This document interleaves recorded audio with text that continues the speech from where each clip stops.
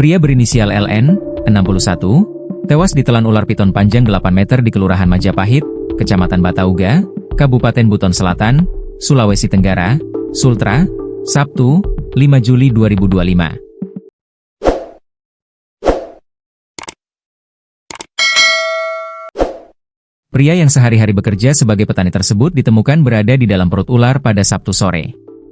Kronologi kejadian bermula saat LN berangkat dari rumahnya ke kebun pada Jumat, 4 Juli 2025, pagi sekira pukul 7 WITA.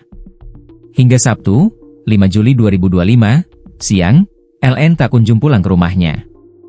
Hilangnya LN terungkap saat tetangganya menanyakan keberadaan korban.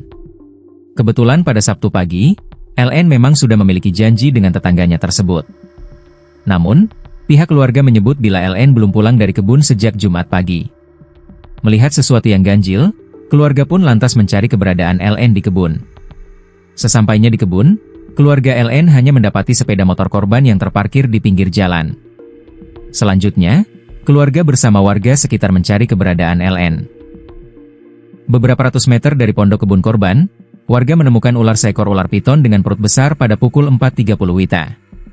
Warga yang curiga, lantas menangkap ular berukuran besar tersebut. Video detik-detik perut ular dibelah pun viral. Dalam tayangan video tersebut terlihat kerumunan warga sedang membelah perut seekor ular. Perut ular dibelah perlahan hingga akhirnya tubuh LN pun terlihat. Sebagian warga yang menyaksikan kejadian tersebut menjerit histeris. Hingga akhirnya warga pun mengeluarkan tubuh korban dari perut ular dan membawa ke rumah duka sekira pukul 16.20 WITA. Seorang warga sekitar, Arif saat dikonfirmasi menyampaikan pria yang tewas di mangsa ular itu merupakan warga Dusun Lakulepa, Kelurahan Majapahit, Buton Selatan.